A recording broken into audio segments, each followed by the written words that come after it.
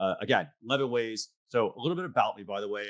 I'm the content marketing manager over at StreamYard, by the way. So it's easiest way to do live streaming.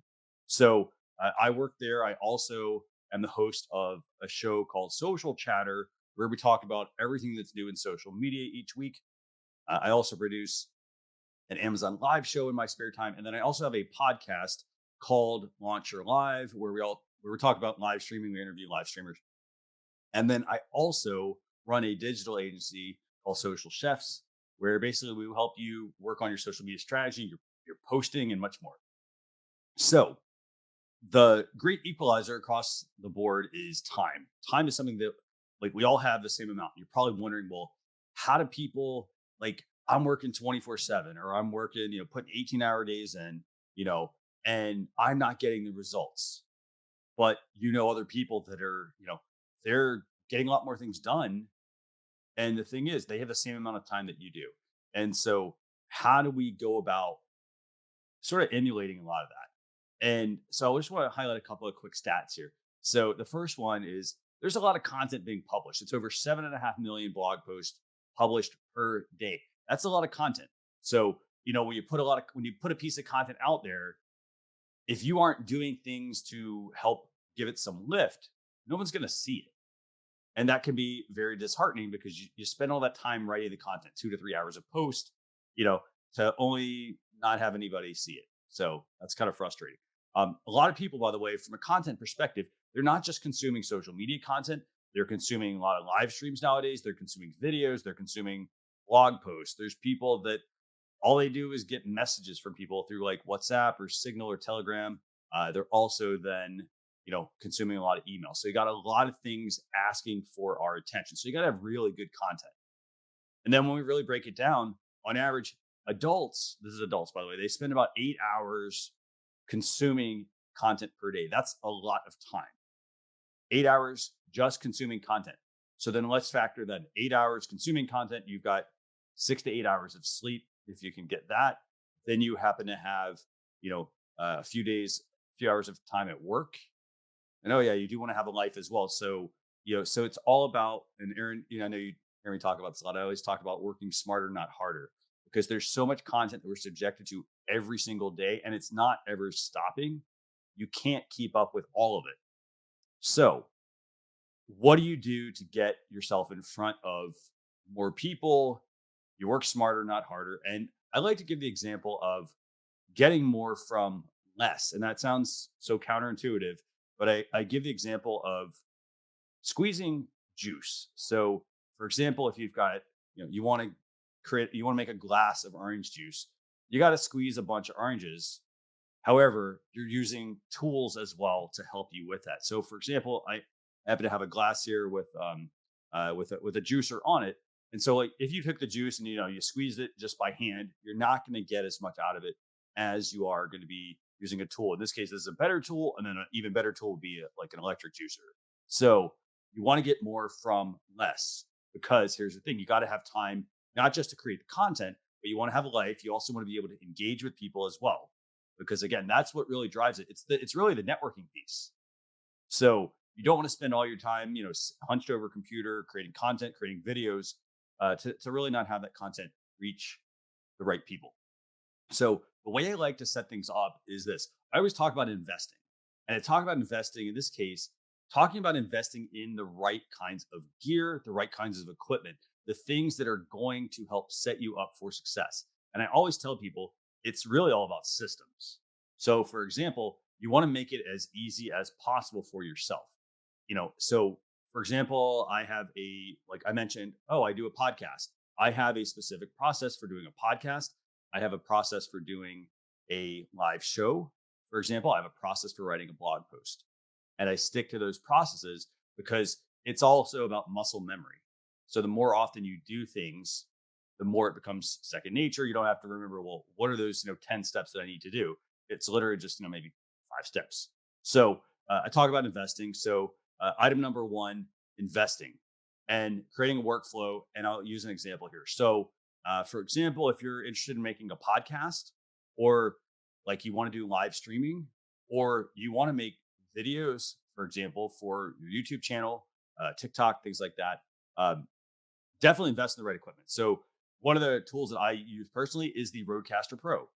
Now I use this tool because it's not just they market it as a podcast tool. However, the way it works is you can this thing is first off, it's portable. So if you want to go, do interviews with people, you pack this thing up, you take it with you into your meeting environment. You can plug up to 4 microphones into it, and you can record directly to the Rodecaster with an SD card.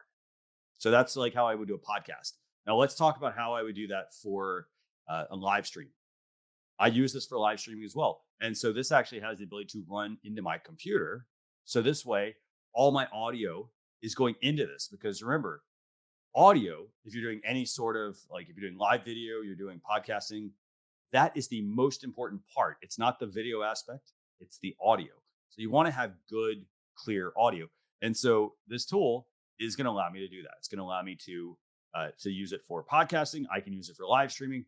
If I want to like, heck, even if I wanted to make a call-in show, you probably have seen one or heard one of those where people can call in. This even has the ability to have you connect a smartphone. So let's say you want to do remote interviews with people. You can plug a phone into this and you're going to be able to use it for that as well. So it's not just a podcasting tool. It can be used across the board for like 4 different things. So let's say you've got an audio file or something recorded with this. What do we do with it next? Well, that's where I mentioned like we can get into doing live video. And same thing, same concept. I mean, I think people can see me here, but like we talk about like smartphones, for example. This is like people say, hey, you know what? I don't have a good camera. You have a great camera with your smartphone. And so, for those who are like, well, I got to get the best camera, I got to get the most expensive camera. You don't. You've already got your phone. You're already using this probably 24/7. So, what I'll also recommend people do is get the right tools for that. So, you don't have to go out and spend $1,000 for a smartphone and $1,000 for a more expensive DSLR camera. You can do all that from your smartphone. So, your smartphone, for example, if you use a tool, it's called Reincubate Camo, it will actually turn this into a camera that looks just like what I'm using right now. So again, why is this so important? So when you invest in these right systems, this is going to now help you create content faster, but it's also going to help you then be able to extract more from it. So I talked about investing. That's the first thing. Next thing, live video. So number 2, live video. How do we take that podcast, for example, or how do we take a live video piece of content and extract more from it? Well, the first thing is we got to just start live streaming. And so, again, it's not like we get stuck a lot of times on, well, I got to get the lighting perfect. I got to get, got to get all this stuff perfect. Like literally this morning, by the way, it's super early for me. Here's how I got started for my live streams. Turned on my camera, I turned on my Rodecaster, and I opened up the link that Aaron sent me. And I was ready to go. So it was not a complicated process. I set up, it's all about having a studio or having a place that you can do your recordings so that it's a familiar environment. There's not a lot of, technicality to getting set up. So for live video, a couple of things you can do. So obviously it's very easy to get started with live video. So what do you live stream about? Find something that you are passionate about, that you're interested in. I love tech. I love gadgets. I love live streaming. So what do I live stream about? I live stream about gadgets and, smartphones and equipment and how people can use them and how they can put them into practice in their business. And I use a couple of tools to do this. So I make a live video, for example. I use StreamYard for that. If I want to then, let's say I want to like monetize that, I push my videos out to Amazon. So Amazon has a feature called Amazon Live where you can create a video and it can be going out to Amazon on product detail pages. And then what I do at the same time, remember that Rodecaster Pro I talked about earlier? It's got a cool record feature. So I'm on camera, for example, and I have hit the record button on the Rodecaster, and it is recording just the audio from my live stream. And now the great thing about that is that I've not only just recorded a live video, I also have sent it out. For example, you can send it out to Amazon Live directly through StreamYard. And then I also have a podcast audio file as well. So I can then take that audio file that I've recorded in the Rodecaster and I now can upload that to my favorite podcasting platform. We'll talk about that here in a second. Another way that you can repurpose your content. Let's talk about live audio. So, live audio is, and there's so many different things you can do with this, but think of it like this. Like I'll give you one example here. So, I do a live video show every Thursday. What I do with that is that live video show goes out to YouTube. So it goes out to my YouTube audience, it goes out to my Facebook audience. However, what I also do is I am leveraging tools like Twitter Spaces. So, by the way, I talked about equipment. I literally plug my phone into my Roadcaster, start up Twitter Spaces because it's only on my mobile device at the moment. And now I am broadcasting to you all right here on camera. And I'm also pushing the same audio out to my Twitter audience. So if I've, for example, built up my Twitter audience, I now am pushing it out to Twitter as well. And then those people that are on that platform, so I'm meeting people where they spend their time at, they're able to also listen in. And then they also know if they have questions, they can always message me or send me a tweet, a DM or anything like that. And now there are other options, by the way. So if Twitter's your thing, you can use Twitter Spaces. Again, you use the equipment, the one piece of equipment, you plug a phone in, and now you're able to reach another audience. There's also Clubhouse, for example. Clubhouse is another one. If you want that audio experience, or your audience wants the audio experience, you can give it to them without having to do multiple streams, without having to do a live video and having to do a separate live audio feed. You're doing them both at once. And then if you are a Facebook user, Facebook also has a whole bunch of new audio tools as well. So let's see, that is 1, 2, that's 3, right? 3 ways so far. So let's talk about number 4. Talked about it briefly. Talk about podcasting. Now, podcasting, as I mentioned, I record directly into an audio device.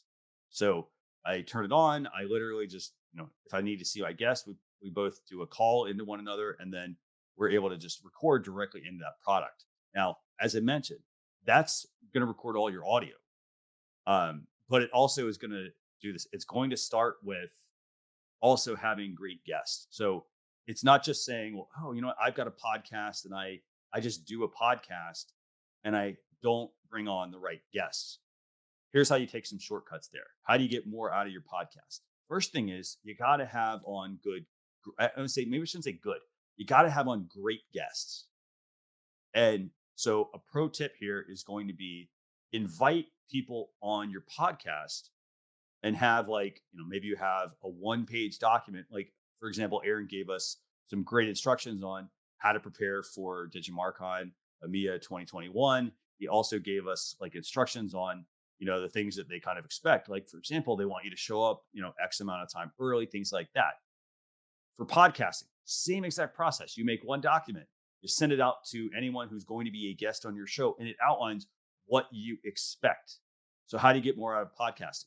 So you make a podcast recording, and if it's just you at the beginning, no big deal. So how do you build more?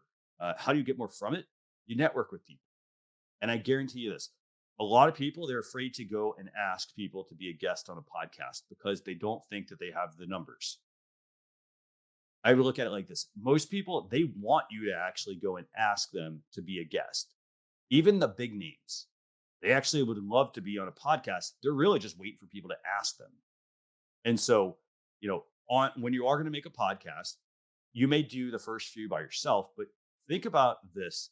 Think about who are your top, let's come up with 10 guests that you might want to have on, and make sure they're good guests, by the way. Make sure that, it's great to have your friend on your podcast, but think of it like this.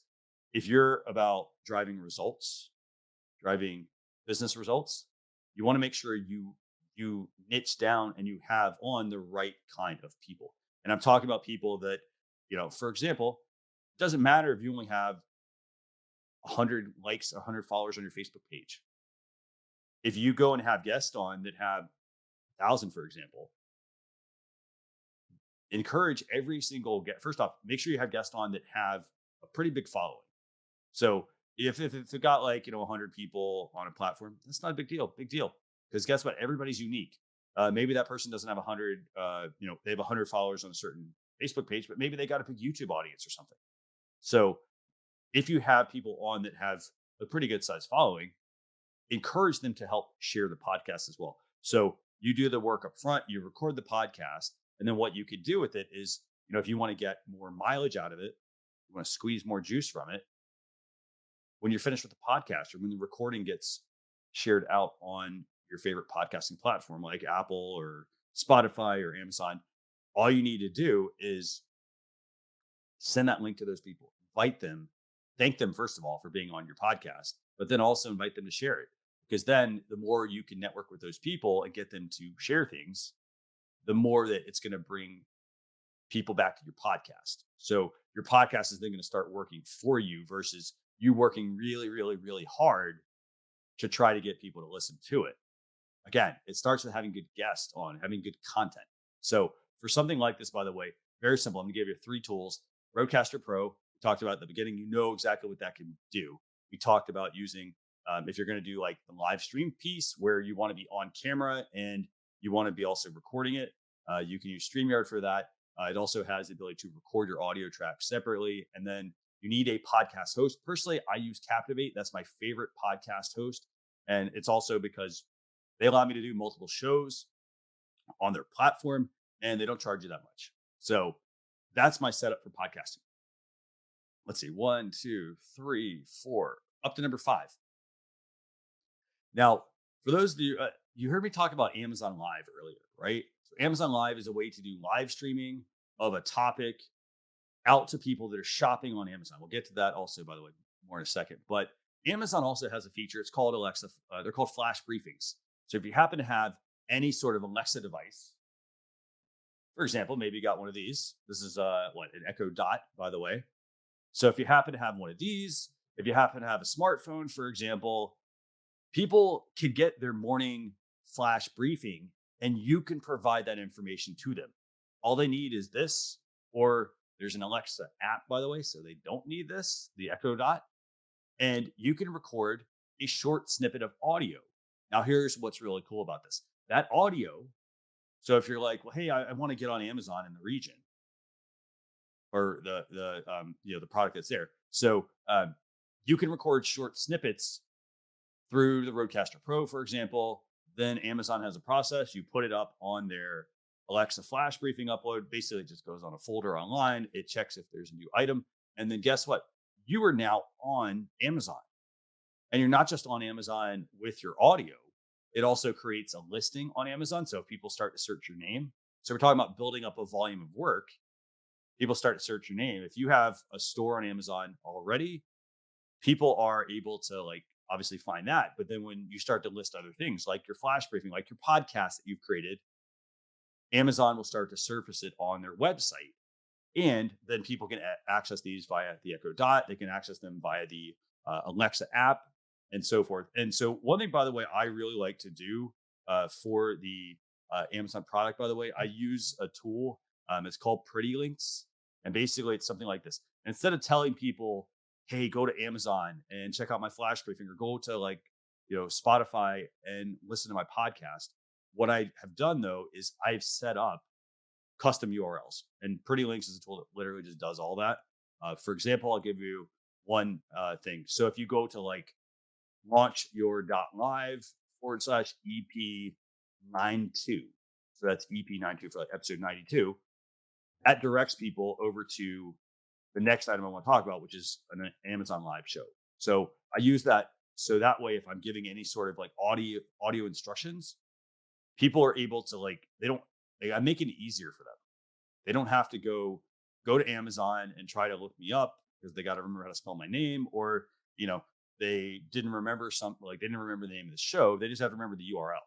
So let's talk Amazon Live. I mentioned earlier, Amazon Live, great product for streaming. Now, what's cool about this is you don't have to have a product specifically on the Amazon website. So for example, I don't have to have I don't have to have the t-shirt. I don't have to have the cables that I might buy, the things like that I would buy on Amazon. Instead, what I can do is if I do own some of these products, for example, I told you I built a show around talking about tech and gadgets, live streaming gear, all that sort of thing, right?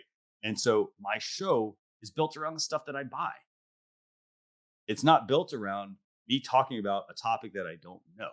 I'm talking about a topic that customers that I know customers want to learn about, for example. And that I also, I get the benefit of getting this cool stuff and getting to enjoy using it.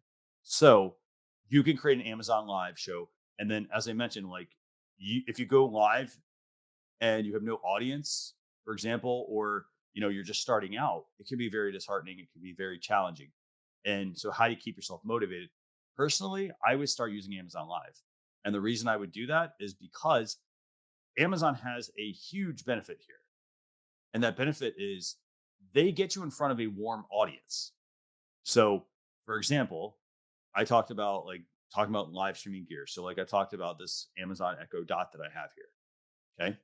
So it doesn't matter. It doesn't have to be an Amazon product, it could be any product, but I could be talking about this on my show. And then let's just say Aaron happened to be browsing the Amazon site and he was looking at the product.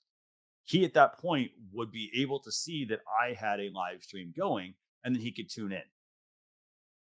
So it's a great product for being able to get in front of a warm audience. People that are interested in like makeup, jewelry, clothing, cooking. You can do a show about that. And you literally just feature products that you've purchased from Amazon. So it's an amazing, amazing, amazing option there.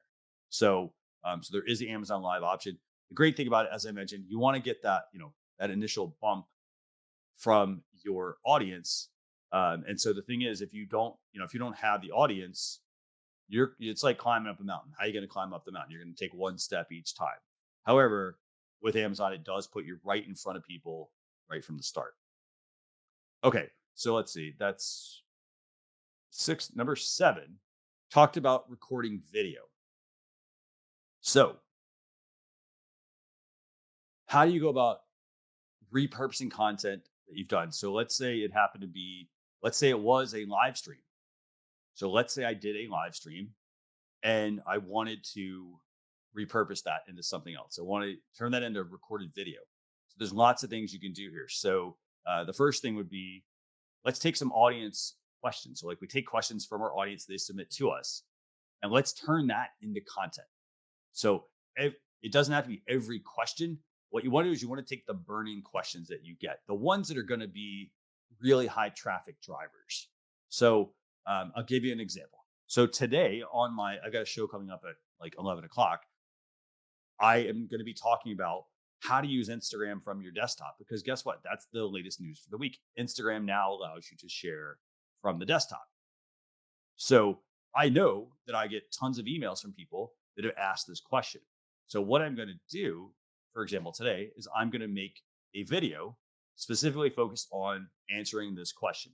Now, the reason I partly do this is because instead of like taking all those emails that come in and responding to them one by one, if I spend the time up front creating a recorded video to answer that question, that video could be, hey everyone, we got a question from, for example, from Kyle, and Kyle said, hey, how do I want to post from my computer? I'm always like at my computer. How do I go about doing that on Instagram? So what I can do instead of replying back and saying, well, here are the instructions, work smarter, not harder on this. Make one video, put it up on YouTube, let it do its thing on YouTube or whatever platform it is that your viewers are on. Put it on that platform, answer their question. And then now when somebody asks you that question again by email or whatever question it is, you aren't typing out the same email to them. Instead, you're sending them a video. Guess what that's going to do? So you've already got people that are coming in from YouTube finding it, but then the more people you send to it and the more people that watch it and engage on that video, that's actually going to help you because it's actually going to encourage YouTube to recommend your videos to other people. So the more they're watching it, then the more your other videos that you've done that maybe didn't have any views are starting to get some traction. So consider making recorded videos. There's tons of ways to make recorded videos. I mean, you can seriously, if you want something as simple, use your smartphone, for example. If you want, if you're doing live streaming, you can use pretty much any live streaming tool. Which one I recommend. It's in the presentation here. And then, as I mentioned, you can just use your smartphone, but that's again, a way to take questions from your audience that you get and turn that into content. Again, we talked about this earlier. You can spend time writing content, but and here's the thing. I mean, there's no shortcut to writing content or coming up with what the instructions are.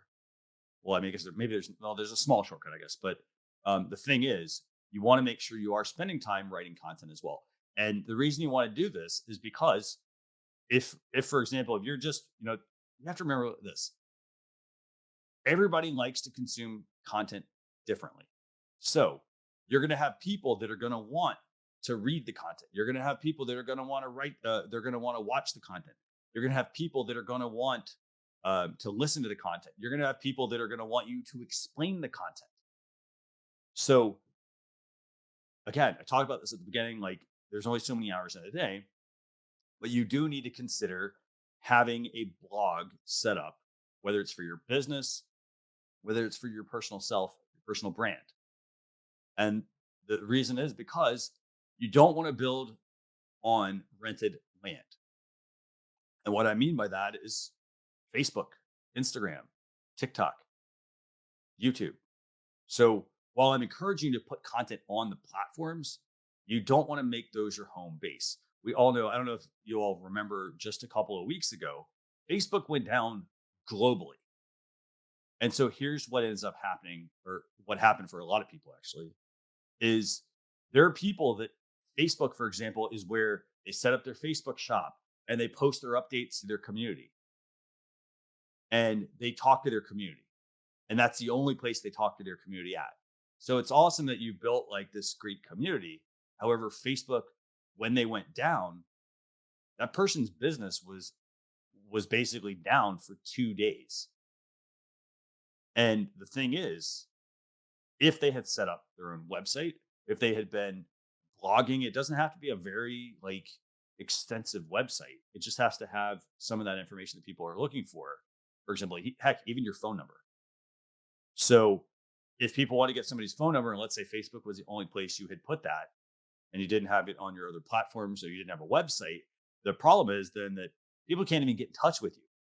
So, so you have to remember, you want to be building on something that you own. You own your website. You don't own what is on Facebook. You don't necessarily own the audience you built on Instagram or TikTok or places like that. Yes, it's easy to create the content there, but you got to get them back to your website. Because again, it's like going to a mall. You go to a mall and there's so many different stores to pick from. And the thing is, for some people, it's too many to pick from. So what you want to do is you want to lead them more to the quieter place, i.e., maybe your website, where they aren't being, inundated with all of the other, content that they also follow. So you want to consider blogging. Now, for those of you who, it can take a couple hours to write a really good blog post, I would strongly, strongly, strongly encourage you to invest in some of these tools that are here. And the tools that I recommend: Jarvis, Descript, or Otter.ai. So Jarvis, here's how cool this is. So let's say you wanted to write a blog post about your favorite restaurants. Instead of having to go and do all the research yourself, like roughly what you want to talk about, you can start with a basic framework and Jarvis will actually do the writing for you. So Jarvis will basically, it'll go out and do the research. So it'll, like, you could type in, find the best restaurants in the EMEA region, for example. You can tell Jarvis to go get the information. It will go get all that information for you. You then just need to, once you have all the information, it'll say like, hey, write 1,000 words. It'll write the content. And then all you have to do is just go back through it and do a little bit of editing on it. Maybe you have to change the title of something. Maybe you need to add a couple of items. Maybe you need to remove some things. It does all that for you. And that's the writing aspect. Now, the other tool, Descript, that I put here, this one is pretty neat because, for example, if you want to add closed captions to your videos, it can do that. If you want to, and this is pretty cool, by the way, let's say you want to record that podcast, you actually can have Descript do the recording in your voice. It uses artificial intelligence. So basically, they have you read out like a script. That's really cool. And so they have you read out a script. And then once you've read out that script, what it will do is it will record it based off of your tone and whatnot of voice. And so it actually will, like, let's say you want to record an audio intro for a video or a podcast. Instead of having to like sit down and do all the recording, you literally could just do it once and it will actually do a recording in your voice without you actually having to do the recording. It's pretty cool. So, great thing about this, both these tools can help you with your blogging. So they can help you get the audio transcript from a video, from a podcast. You can put that on a website, for example. So you can start to build that body of work. And you're not having to put a lot of time into this, by the way. It literally goes and gets everything for you. So in seconds, it'll go get things. Okay. So I think I got a couple other items here. So how else do you repurpose content? So let's say you've written some content, or let's say you've made a video. You have to remember that your audience, they don't necessarily know that you have a podcast or that you have a flash briefing or that you have a live stream or a YouTube channel or that you make pre-recorded videos.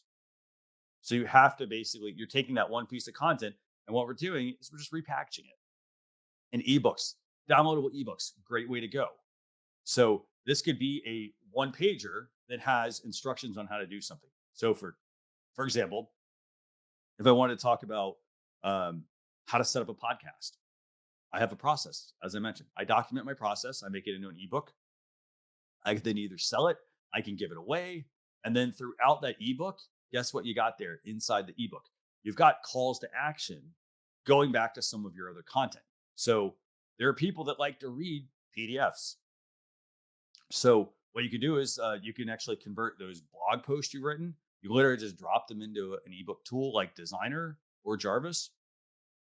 It will convert that content into a download. And then in that content, you could have things like links back to a podcast, links to a video, links to pretty much whatever you want to send them to. So then it's one document you've created. You're not actually creating a separate ebook and a separate blog post. You're taking the blog post that you've written or even the video and distilling it into content that's great for a downloadable ebook. Again, super easy to create. Designer's a tool I use for that. You literally can just put the URL of a blog post in, and guess what? It will make a PDF for you, and then you instantly have your content you can give people. So we're talking about squeezing more content, more juice out of what you're doing. Online courses. Online courses also another thing you can consider doing. So again, you may have written, if you're into writing and you've got a blog post, great.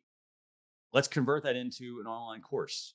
Why is an online course important? Well, because some people like to read, some people like to watch, some people like to listen. And you don't have to create the same piece of content 4 times. Like you don't have to make 4 different versions. It literally could be one piece of content. We run it through. We then turn this into an audio piece. We turn this into a video. We turn this into a shorter snippet, and then we make an audio course, a course as well that has the videos all put together. Now, I know I get a lot of people. They often ask, "Well, hey, I've got like a whole bunch of videos on my YouTube channel already, like a series of videos.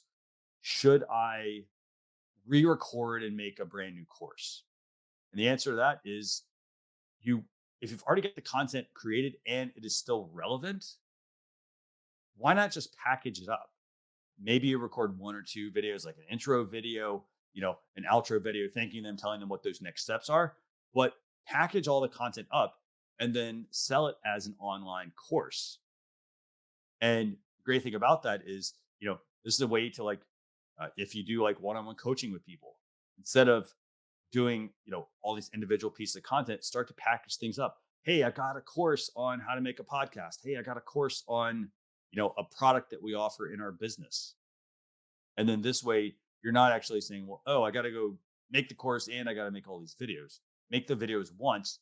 Think about how they could potentially be packaged into a course and then turn it into a course. For example, and I got a lot of tools for you guys, for you all. So Kajabi, by the way, that is my favorite way to create courses. Because what it does is it actually combines a lot of these aspects we talked about.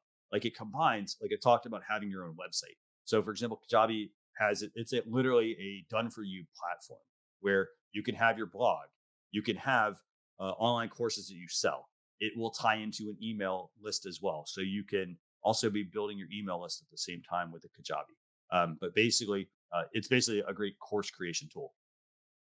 Okay, so I got a couple other items for you. Another thing you can also do to repurpose your content, we create what's called a drip campaign or a drip email. And this is one of my favorite things to do. It's so underutilized by people. But basically, what it is you are putting the work in up front. So I'll give you this example. When somebody signs up for your email newsletter, do they get one email and then like they're kind of left to their own devices to kind of figure things out? Or do you actually get to guide them along? And so how do you guide them along? You create a drip series of emails. It's called an email autoresponder. And you literally write out, like, let's say your email has 5 emails in it.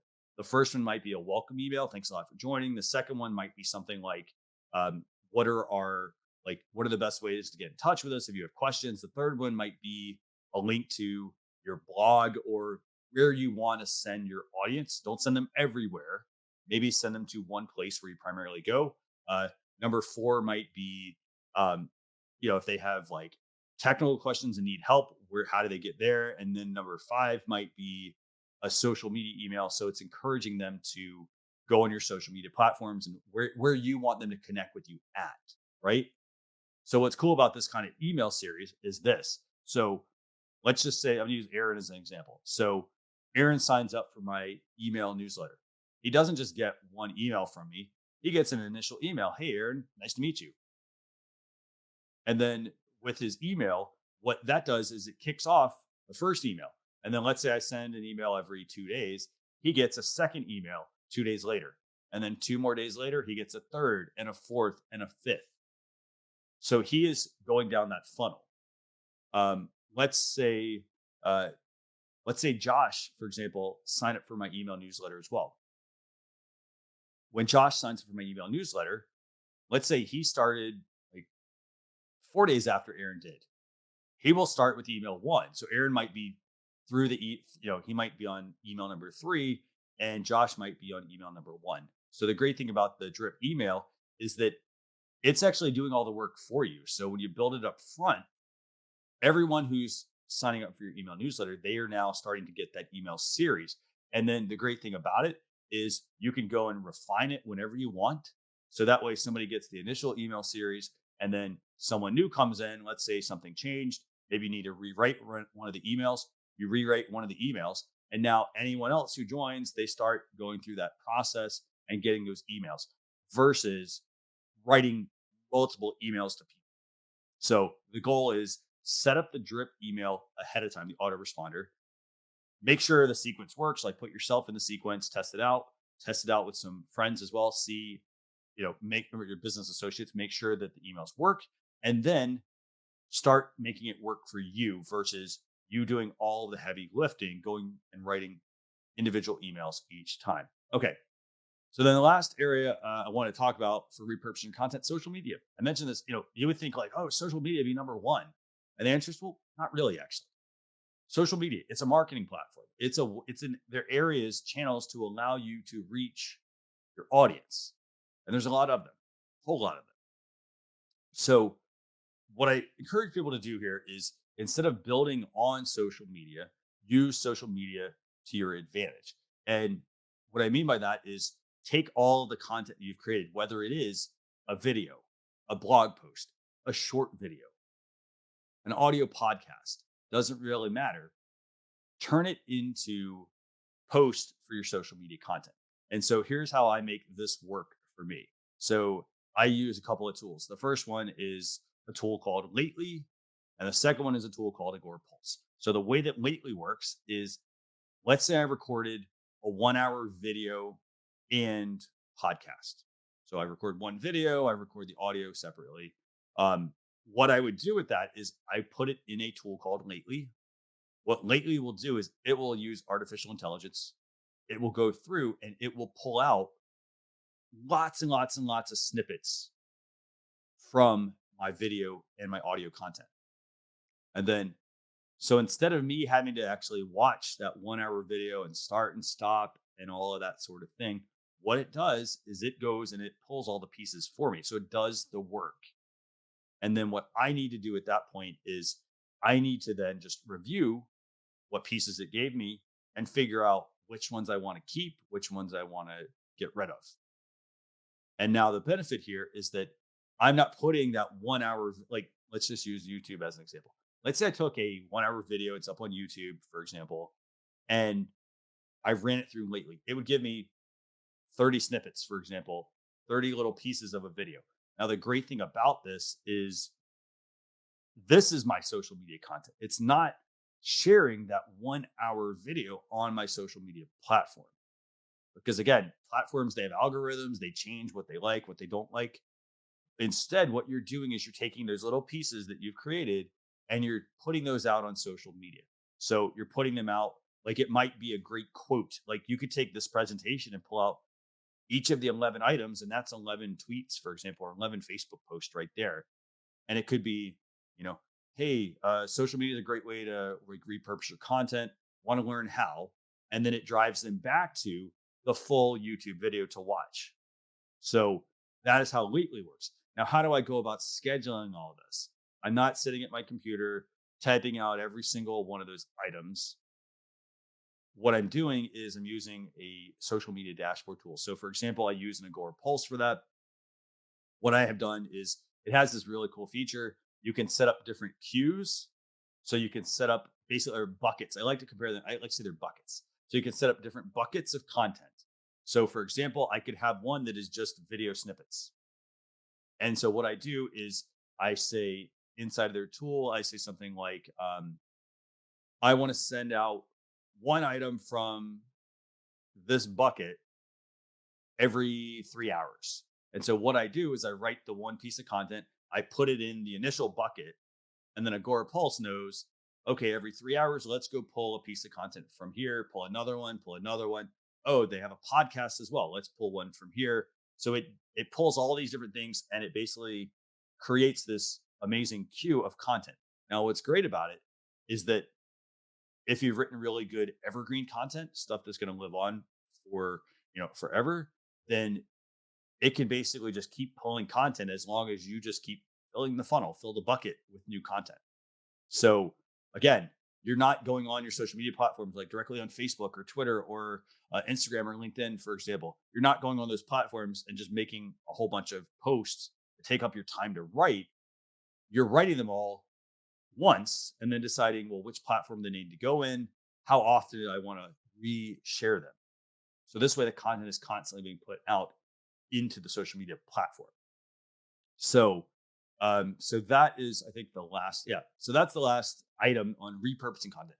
I want to give you all a couple of quick highlights here, just to kind of recap things. So the first thing is, don't just think like, oh, I need to just create all of this content. I need to really just spend the time focusing on creating one really, really, really good piece of content. And then what I'm going to do is I'm going to work smarter, not harder at that. And I'm going to extract as much value from that. So, for example, I'm going to, like my show that I'm doing later today, I write a blog post, I record an Alexa flash briefing, I do a 1 hour live stream, and then the audio is automatically turned into a podcast for me. So I'm doing all of that. And then in the article that I've written, I've included links back to check out the audio. I include the video that's on the article. This way people don't have to like I'm not writing tons and tons and tons of content. I'm just being very selective about what I create. So create one piece of content, work smarter, not harder at it.